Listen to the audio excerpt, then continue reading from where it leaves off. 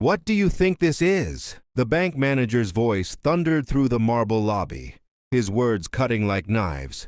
"You can't just walk in here and demand cash like you own the place. Do you think because you're dressed in a suit and wearing expensive shoes that you belong here? People like you should know your limits." The entire bank froze. Customers turned, whispers spread like fire, employees shrank in their seats. A black woman stood there, tall, dignified, holding her documents that proved not only did she belong there, but that the very walls of this bank were standing because of her. Yet in that humiliating moment, the manager stripped her of humanity in front of everyone. His words were not just rules. They were daggers meant to remind her of a place he believed she should stay beneath him, beneath the glass ceilings she had already shattered, beneath the legacy she had already built. Before we dive deep, what country are you watching from? Drop it in the comments. Also smash that subscribe button, turn on your notifications, because you will not leave this story the same way you came.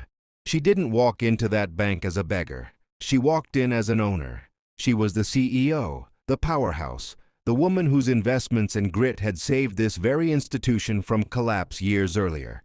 Yet none of that mattered in that moment. Not her name, not her wealth, not her power. All the manager saw was a black woman asking for money, and he decided to make an example of her. The bank smelled of polished wood and fresh ink, the kind of place designed to feel untouchable, a sanctuary of wealth where only certain people felt at home. She had designed it that way herself, investing millions to bring elegance to the place, to make customers feel pride when they walked through the doors. But today the air reeked of humiliation.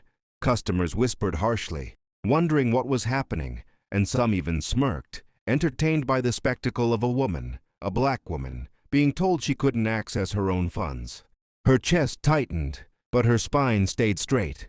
She had been here before, not here in this exact lobby, but here in spirit. She had felt this kind of slap before, years earlier when she was a young professional pitching ideas to investors who laughed at her accent, at her skin, at her gender. She had felt this sting when she walked into boardrooms only to be mistaken for the secretary instead of the decision-maker. She had felt it in the way competitors dismissed her, partners doubted her, and clients underestimated her. But she had risen above it all, again and again, until her name commanded respect across industries. And yet, here she was, being dragged back into the mud in front of strangers. The very man whose salary came from her leadership dared to humiliate her, dared to question her worth, dared to deny her access to what was hers. The humiliation wasn't private, it was public. The sting wasn't quiet, it was loud enough to scar the air. And that was what made her heart burn. The manager leaned back in his chair, smug, comfortable in his assumed superiority.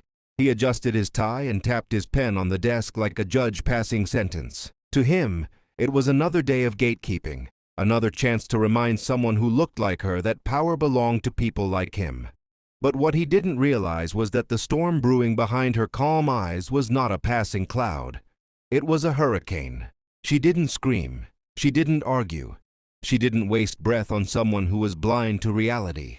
Instead, she straightened her jacket, her heels echoing across the marble floor as she walked away.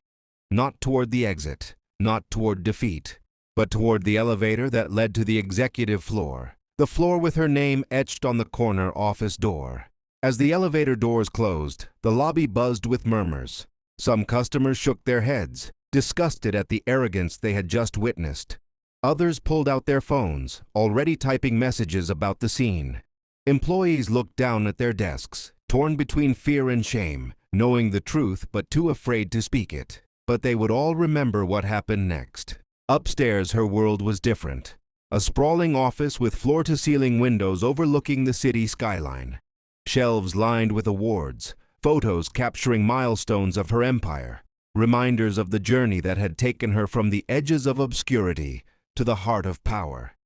She sat at her desk for a moment, breathing deeply, not in weakness, but in focus. This wasn't the first humiliation, but she vowed it would be the last. She picked up her phone, dialed 2 numbers, and within minutes, 2 senior directors entered her office. Their faces carried a mix of concern and curiosity. They had heard the whispers from downstairs, though none dared to believe it fully. She explained what had just happened, her words measured, her tone steady but laced with fire. Their faces fell in disbelief, then hardened in fury. This was beyond misconduct. This was sabotage, disrespect, and disgrace. 10 minutes. That was all it took. 10 minutes from the sting of humiliation to the moment justice descended like a hammer. The CEO rose from her chair, her directors by her side, and together they descended back to the lobby. Her heels clicked against the floor like war drums, each step a declaration, each breath a promise. Customers turned again, employees froze mid-motion, and the manager looked up, startled. He tried to muster his usual smirk, but it faltered when he saw the fire in her eyes. She didn't wait for him to speak. She didn't need to. With a voice that carried across the marble lobby like thunder, she spoke one sentence, clear and final. "You're fired. Effective immediately." The gasp that followed rippled like an earthquake. Customers who had watched her humiliation now witnessed her triumph.